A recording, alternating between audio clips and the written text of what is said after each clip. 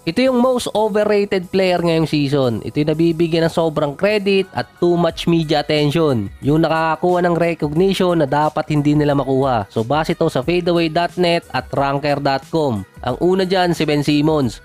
Pero parang hindi naman siya overrated, probably most overpaid player.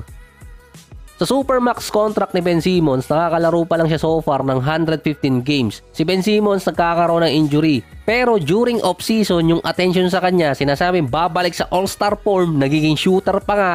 Sa Brooklyn, nakalaro pa lang siya ng 57 games sa loob ng 2 season.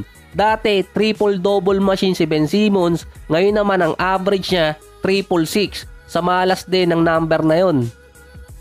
Next year, meron pa rin siyang $40 million na kontrata at yun ang huling taon ng max contract niya. Posibleng huling beses din siya makakuha ng ganong kalaking kontrata. Former number 1 overall si Ben Simmons na hindi naman siya malalagay sa bus kasi nga naging all-star at all-NBA team. Malamang underachieve. Si Bradley Beal naman, katulad din ni Ben Simmons, overrated or overpaid. Pero at least si Bradley Beal nakakaramdam naman, maglalaro kahit may injury. Nasa $46 million ang kontrata ni Beal ngayong season. Tinanggal pa yung kanyang no trade clause para mapunta sa Suns. May average si Beal na 17 points, 4 rebounds at 5 assists per game. Ito ang lowest average niya since 2016 season. Nasa prime age pa si Bradley Beal ngayon, 30 years old pa lang. 17-14 record ng Suns kapag hindi naglalaro si Beal dahil merong injury. Kapag naman naglaro siya, 30-9 record, medyo mataas yung agwat. Technically, si Bradley Beal ang highest paid player ng Phoenix Suns. Meron kasi si KD na incentives na $1.2 million. Si Beal din ang third leading scorer ng Suns, pero si Grayson Allen mas maganda yung nilalaro niya kontra kay Bradley Beal kung pagbabasihan yung advanced stats. Si Klay Thompson binoto ng mga fans bilang overrated player dahil na rin sa contract niya. Siya kasi ang second highest paid behind Steph. Yung isa pa, yung game niya hindi na katulad dati, kaya nga tinatawag siyang wash player na. Nag-a-average pa rin si Klay Thompson ng 17 points, 3 rebounds at 2 assists per game. Below yun sa average ni Klay Thompson ngayon. Nasa 38% na rin siya mula sa 3-point area. Si Austin Reeves naman binansagang overrated bago magsimula yung regular season dahil gusto nga nila manalo bilang Most Improved Player Award itong si Austin Reeves at nakakuha siya ng mga recognition sa iba-ibang klaseng media. Siya din ang binoto noong nakaraan bilang most overrated. Galing yun sa boto ng mga NBA players. Tumaas pa ang average ngayon ni Austin Reeves na almost 16 points, 4 rebounds at 5 assists per game. Nasa 48% sa field at 35% sa 3-point area. Tanging si Austin Reeves lang ang player na hindi nakamintis ng game sa Lakers so far. So nilalagay kasi siyang overrated dahil sobra yung media attention sa kanya. Parang nasa level na ng all-star na dapat naman hindi. Si Austin Reeves ang isa sa most important player ng Lakers ngayon. Isa pa, undrafted siya. Ang kilala ko lang undrafted player na may impact sa mga teams ngayon, si Naz Reid at si Fred VanVleet. Sama ko na rin si Kagawa, Duncan Robinson, baka magtampo. Kahit si Stephen A. Smith, sinabing hindi overrated si Austin Reeves.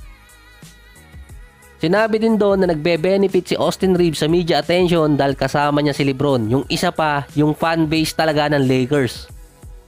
Ang most overrated player ngayon na binoto sa mga online website si Jordan Poole. Kasama doon si Kyle Kuzma dahil silang dalawa talaga yung binoto ng mga fans. Si Kuzma nakakuha ng $90 million na kontrata sa loob ng 4 na taon.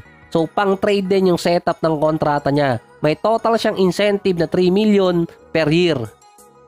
Si Kuzma naman ngayong season meron 22 points, 6 rebounds at 4 assists per game. Mas mataas pa rin yung average na yon kumpara nung nakaraang taon. Base naman kasi sa mga sports website kaya sinabing overrated si Kyle Kuzma dahil dapat siya na ang leader ng Wizards, kaso hindi.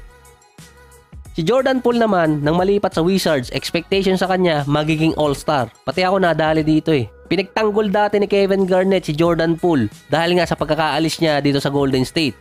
Pero ilang games lang sa regular season, halos murahin na ni Kevin Garnett si Jordan Poole nun.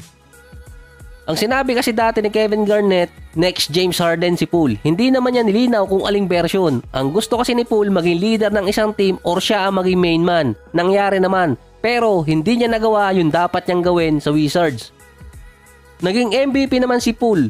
Yun nga lang, sa show ni Shaquille O'Neal. Naging walking memes pa si Jordan Poole ngayong season.